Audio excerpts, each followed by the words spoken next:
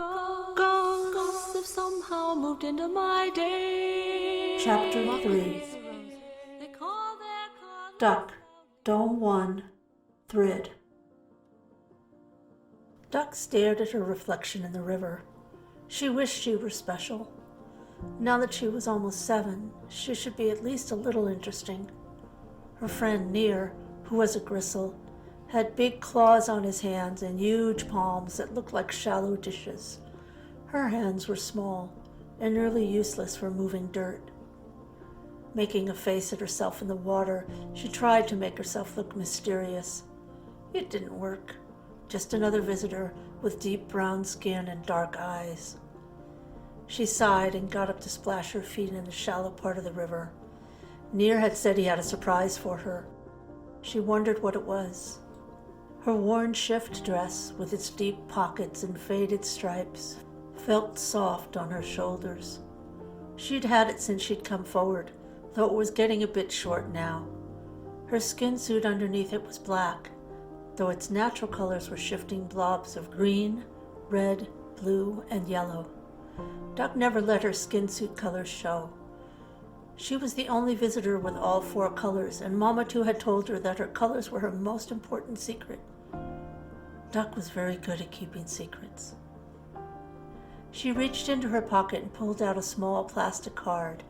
There was an image on one side of the card of Uncle Ose standing on top of a huge spider and driving a pole into its head. The other side of the card had some facts about him and more pictures. One was Uncle Ose standing in front of the temple, and one was with him and Uncle Si. Once upon a time, Duck had lived in the temple too, and spent all day learning things and pretending to be a servant, and offered, so no one would find her. She missed learning things. The card was one of the ones Mama Two had found right after she'd been pulled through from the past. Poor Mama Two had been all alone, with no Duck to love her, and she had found the card stuffed in a crack in the wall of her cell back in Burston.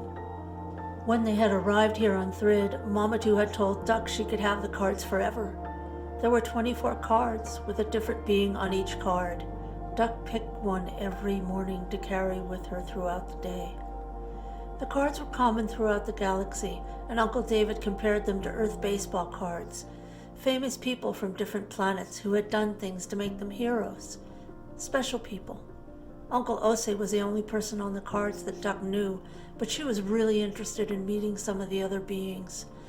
There was one that looked like a dandelion gone to seed, and another that looked like a big puddle. Duck liked to carry the puddle one around and talk to it with gurgling sounds. The bank next to Duck shifted, and Near popped up out of the soil, causing the river water to spill into the tunnel he had just made. Twice the size of the little girl, with copper-colored fur, he shook himself, dust flying. Duck put Uncle Ose's card back in her pocket. "Near, you know you're not supposed to tunnel this close to town," scolded Duck. "What if you came up under the ice cream shop and wound up in the freezer and froze? What if you came up inside the greenhouse and broke the flowers?" Duck fell silent as she tried to think of other scenarios. "Sorry," Near shored up the bank quickly. "I wanted to get here as fast as I could."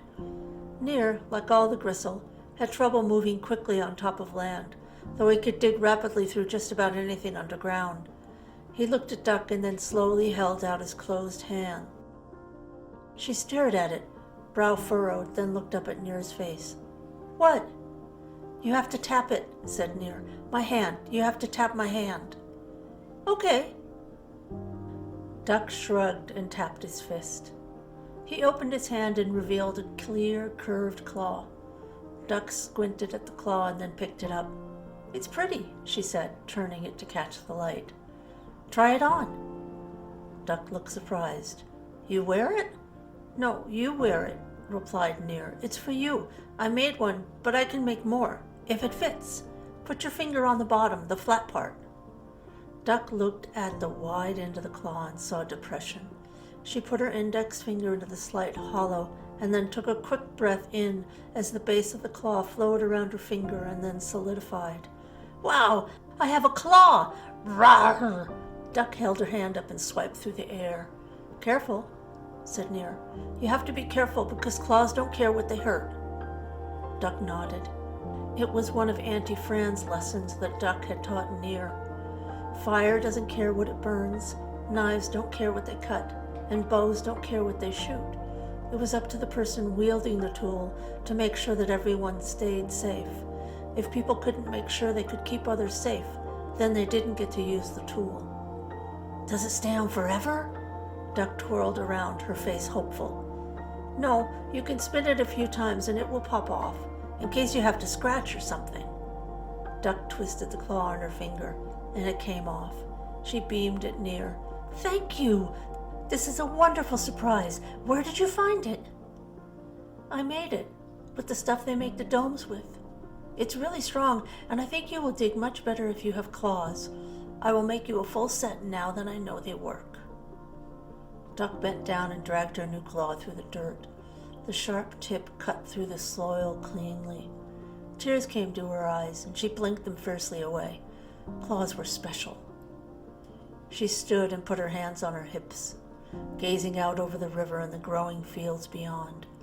Near, can you feel it? There are great discoveries waiting for us in the dirt of Dome 1. Near nodded and let his retractable claws peek out of his furry paws. Lead on, Duck. I am prepared to dig. Fran, Dome 1, Thrid. Fran watched the screen in Tess's lab, grimacing. Tess was playing back the footage the globe had recorded before it had been swatted into the jungle and gone black. The scene started with Fran placing one foot, then the other into the clearing, and then showed her tossing out the shock disruptor. The globe's focus stayed in the clearing as the ground started dancing, and then a large spike shot out of the ground, narrowly missing the shock disruptor and rising up higher and higher. The globe zoomed up to keep the object in view. It was high in the air when the base of the spike widened, and Fran realized the spike came out of the head of a huge animal. The beast put 2 legs on the edge of the hole it had created and pulled itself out of the ground, revealing the same basic 8-legged structure as most of the animals on Thrid. A tentacle snaked out of its back and struck the globe, knocking it into one of the trees on the edge of the clearing. Near as we can tell, it chased after you even after you got back into the tunnel, said Tess. We flew over and dropped another shock disruptor back in the clearing. That finally got it to stop following you. Must have a wicked sense of smell. Fran turned away from the monitor as the globe's visual record ended. It might track by vibration. Everyone's footsteps have a unique vibration, and it might have locked in on yours. Tess looked worried. So, you're saying we can build Dome 3 there, but we can't walk around in it? Fran grinned. Tess half smiled and shook her head no. I'm saying you get to go back out again day after tomorrow. There's a promising spot over by the larger ocean we want to check out. How am I getting there? The larger ocean is pretty far away. The Gristle will need more than just a day to tunnel the distance, asked Fran. Airdrop and then phase, said Tess. In a survival suit? Really? Tess shook her head. Nope, we finished our testing and you don't need a survival suit.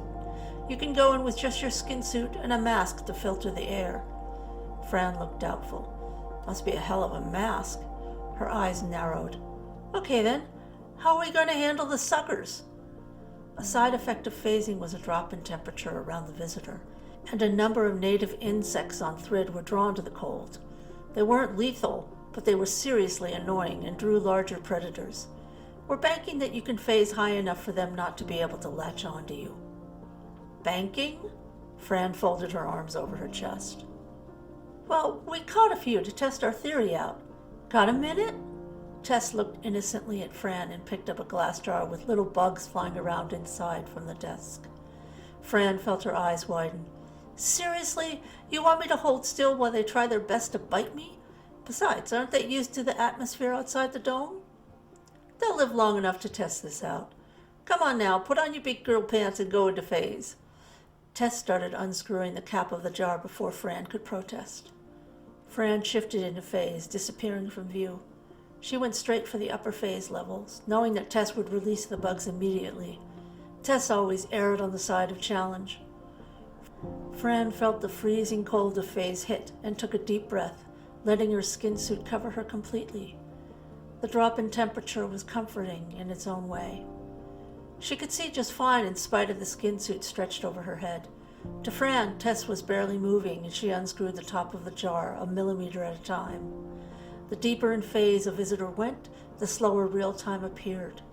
Fran did a few jumping jacks and a quick pulse check.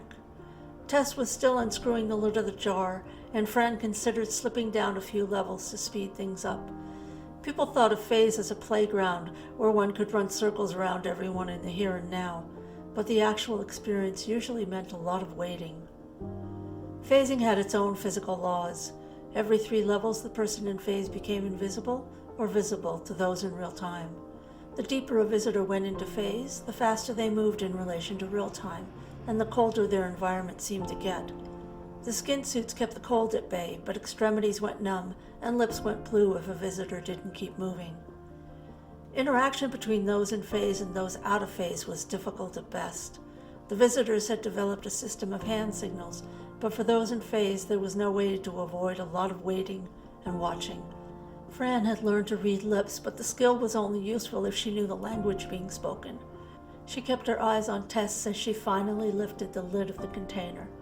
The bugs flew out in lazy, slow motion circles, and Fran felt herself tense. She phased up a few more levels, just in case, becoming visible again. Fran was unique even for a visitor. Her suit colors were blue and green. She was able to phase, she was able to store the energy that was generated by phasing, and on top of that, she always knew when and where she was, no matter how deep into phase she went.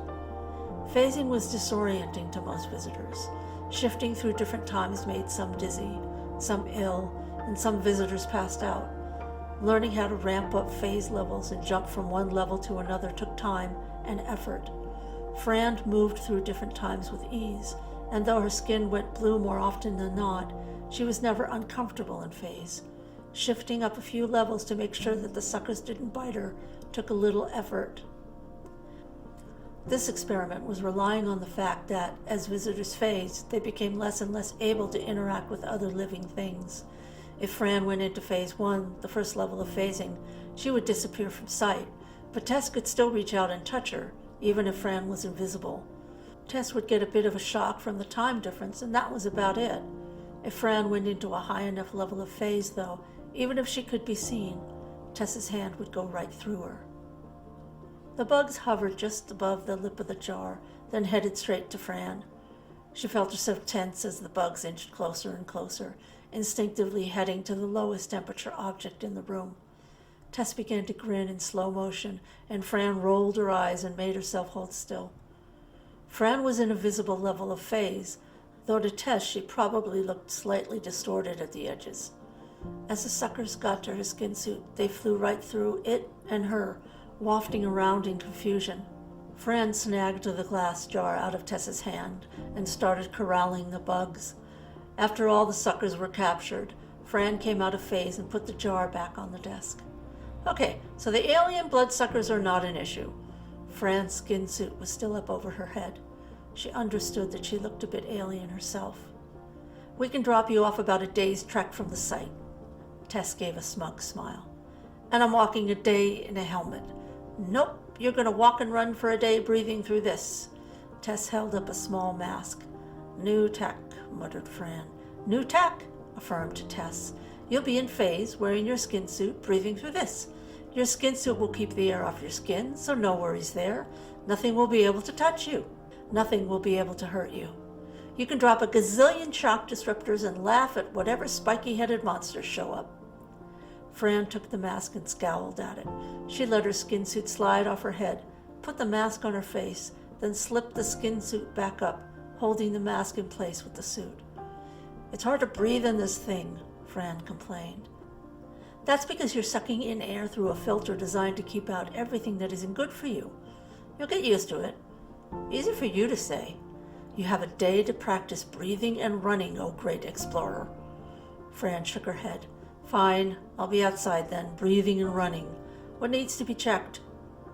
Readings are showing that the restraining cables 1022 and 1023 on the northern side of the dome are a tiny bit slack. On it! Fran disappeared into phase. Chapter 4. Last Kester, Hutlum, Kesu. Last Kester paused for a moment outside the starport. His gut ached. Half a day to fly out to see Ose on Punjar, half a day back, all just to yell at the man for an hour. He might as well have stayed in the temple. Perhaps he should turn his focus on Ose's partner, Sai. The city was quiet, still in the early evening light.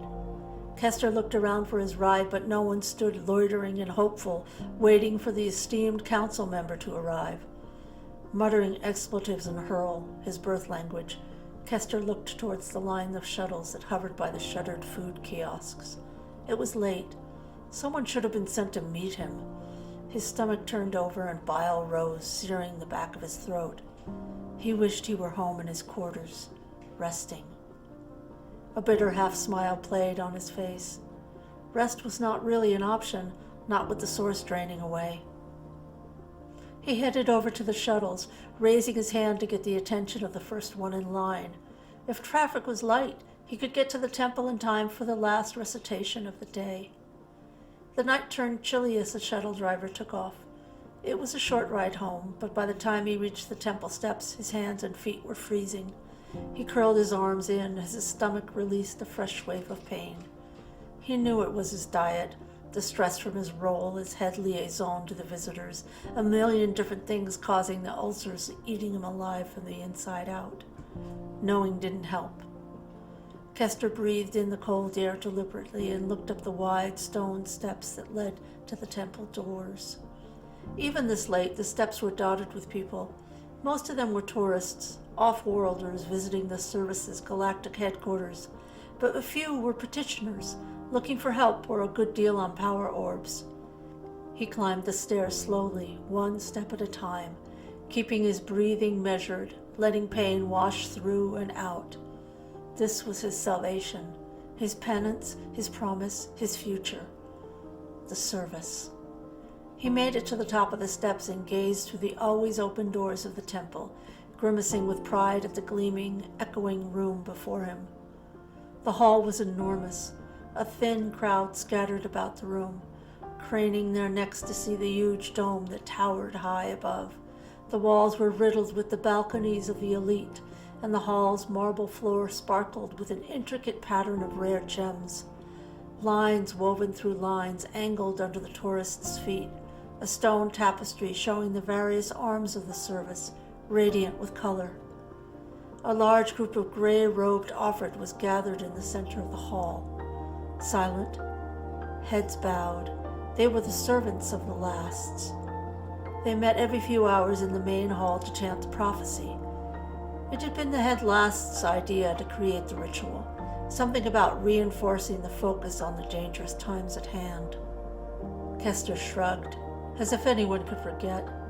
He still loved the formality of it, though, the pomp. The offered's voices coalesced and rose up, ringing through the hall.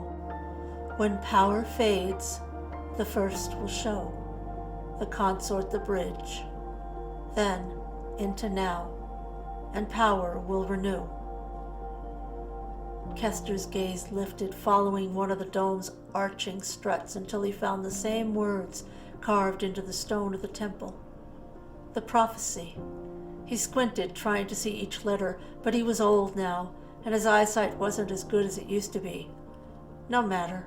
He didn't need the actual carving to remind him of what it said, or what would happen if it was not fulfilled. When power fades, he murmured to himself. The first line of the prophecy had already come true. Down in the depths of the temple, far below ground level, was the source, a massive blue stone that towered over the guards and technicians that tended to it. The source was the basis of all the power and prestige the service held, the reason they'd endured for thousands of years. And it was slowly dimming. It needed to be recharged, but the last time it had been renewed was tens of thousands of years ago. All that was known about the process was the enigmatic carving and a few half-burned notes salvaged from the Great Fire. Nothing else remained. No clues as to how to actually recharge the source. Kester assumed that the lasts at the time of the fire probably thought that no one would ever forget how to renew the source. Or maybe, after the fire, they thought there was plenty of time to relearn how. They had been wrong. The blue stone was used to power all the service's machines, and the service had machines everywhere. Their tech was energized with a seemingly endless supply of white glowing orbs that expanded and contracted depending upon the space made available for them. The orbs were charged and recharged by the source. All the service's usefulness was wrapped up in the infinite number of machines that they offered for sale or rent to the galaxy at very reasonable prices. Without the source, the service and its power would wither. The first will show, thought Kester. The first had shown in the form of the first visitor pulled forward through time from Earth. He couldn't remember who had initially discovered that the people from the past were the key to saving the service, but he did remember the frisson of shock that ran through him when he realized how perfectly the visitors fit the idea held in the fourth line of the prophecy. Then, into now. With the first visitor in hand, the renewal of power should have been instant. But even now, cycles later, the source was still dim, and the recharging of the orbs had slowed to a fraction of what was needed. They had the first, but now they needed the consort. No one knew who that was, though it was generally assumed it was a service member. There were several lasts that considered themselves in the running, but in spite of a cycle of experiments, there had been no renewal of the source. Every moment of every day it dimmed slightly, power trickling away. Kester tuned out the chance that offered. What was the damn bridge? Why couldn't they figure out who the consort was? His face contorted as the thought rose, unbidden, that Ose might have been the consort before his downfall and expulsion from the service. He pushed the thought away. Ose was a fool, easily manipulated. Kester straightened his robe and walked slowly through the hall, nodding at the offered as they bowed to him as one. His rooms were upstairs, directly below Ose's old quarters.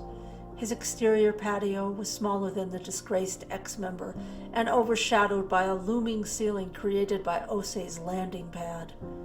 The pad had been installed decades ago when Ose had been in his prime, leading research trips into the outer edges of the galaxy. Kester pushed his mind away from Ose's past triumphs. His own quarters were opulent enough, and eventually he'd have enough power to simply assign Ose's old rooms to himself. Kester had worked hard to get his spot in the leadership circle of the service. He glanced about as he entered his quarters and verified all was in its place, then eased carefully into a plush chair facing the large window that overlooked the city. Competition was fierce to get into the circle, but he'd worked relentlessly, pointing out his adversaries' flaws, exploiting their mistakes. He knew his strengths were mostly found in the weaknesses of others. No matter, his rise through the ranks of the service had been relentless. His main rivals had always been Ose and Selrus. Ose was disgraced, useful only for visitor information he might have. And Selrus was so wrapped up with the first romantically that no one trusted his judgment. Kester nodded. Sooner or later, head last, Poyne would step down. When he did, Kester had a very good chance of getting his job. The city lights twinkled below, and Kester let his eyes close. Pain washed through him, then subsided. His breath deepened, and he let himself dream for a moment. When last Poyne retired, Kester would take charge. Ose's old rooms would be his. He imagined sitting in Ose's living area, gazing at the city below, with the circle standing around him, waiting for his next decision. He'd bring all the visitors to the temple. He'd make them swear their allegiance to the service and offer them a safe haven in return. The visitors' quarters were almost empty now, with only 3 visitors living there. When he became head last, he'd round up all the visitors, even the visitor defense team members. Kester squirmed as his stomach churned. The VDT. He disliked them. The leader, David, and his wife, Eleanor, were at least sometimes polite, but that Maggie woman had made a point of ignoring him throughout their stay in the temple last cycle. Now she was mayor of the visitors' pitiful city on Thrid, a tiny town on a toxic planet. Served her right. There was that terrifying creature Fran, who he was sure had been modified past humanity during her time as a prisoner in the Thridian lab. And the little girl, his mind searched for her name. Duck. The child had spent months at the temple, disguised as an offered-in living right under their noses as the service searched for her. Duck should be here now, where she was safe, where they were all safe, not out there loose in the galaxy, where the visitors were curiosities, oddities to harass, maybe even coerce, to put pressure on the service. Kester knew that the first was already here. Just over a cycle ago, a trio of visitors had arrived at the temple. Sisters, Busset and Yulish, and their third wheel, Buck. Busset had revealed herself as the first, and had been hustled away to begin the experiments necessary to determine how to renew the source. None of the experiments had worked. Kester felt a spasm and breathed shallowly until it passed. A familiar bewilderment swept through him, and he shook his head forcefully to drive it away. Yulish had hinted that she was the first back when she'd arrived, but if so, why wasn't she stepping up to claim the title? He made a mental note to question Buck again. The man was a waste of space, but maybe he knew more than he was saying. Kester fumed. The service needed the rest of the visitors back in the temple. It was only a matter of time until the experiment stumbled upon the right way to recharge the source, but until that day, every visitor was precious. Only one visitor could be the first, but what if all the visitors were needed in some way to bring the source back to full power? What if the first just went first? Until all the visitors were corralled and kept safe here at the temple, there was still a risk that the source would run completely dry. He'd have to figure out a way to nullify the visitors' skills if he managed to get him here. Some of them could phase, which made them difficult to control. He knew there were more skills, but the months of pain had leached out his interest in anything other than the prophecy. When he got the visitors safely ensconced in the temple, he could relearn their skills and the corresponding skin suit colors. They mostly kept their suits black anyway. His comm unit buzzed, and he considered ignoring it. Grimacing, he reached over to tap his comm. Kester here. Last Kester, I'm sorry to bother you, but there is an emergency. An emergency, snorted Kester. Like when the guards lost the keys to the cells under the temple? The whole security arm of the service had panicked, locking down the entire complex until the keys were found in an off-duty guard's jacket pocket. No, sir, a real one. The first has disappeared. Kester's stomach clenched in pain. Skylab shuttle, Thrid. The shuttle dropped its passengers off on Thrid, then rose up into the air, heading towards the airlock in the dome. Once it cleared the dome, the pilot headed towards Skylab, a small space station in orbit around Thrid. The station had been the brainchild of Headlass, the mayor of the Gristle population on the planet. He had realized early on the amount of traffic that would be coming to Thrid and wanted an off-planet spot for the tourists and lobbyists to stay. The station had been bought secondhand and towed to Thrid just under a cycle ago. It had taken half a cycle to repair the outdated tech and make the station space-worthy, but it was worth the time and effort. The visitor defense team, led by David, had poured all of their profits into buying and repairing the station. When it came time to name it, the VDT was given the honor. All the hours they had spent in phase, playing bodyguard to wealthy clients, were worth it when they saw the station zipping by at night like a star on steroids. The pilot docked at his usual bay and opened the back shuttle doors for the cleaning crew. This was his last run of the day. He raised a hand on his way out to the two-person team as they rolled their carts on board. They were efficient and had every door in the shuttle open to air the ship out within minutes. As they worked their way from the front of the shuttle to the back, they were quiet, focused on the work at hand. The taller crew member was fastidious, cleaning up every hair and speck of dirt off the surfaces of the shuttle. Dirt went into the trash receptacle on his cart. Hair went into a special pouch hidden just inside his vest.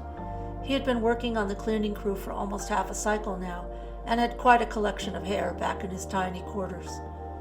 He was due to send a message to his master in a matter of days, and would send everything he'd collected that might be visitor-related.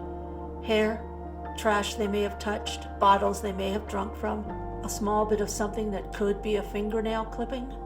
Anything and everything about the visitors was crucial, even something as small as a strand of hair.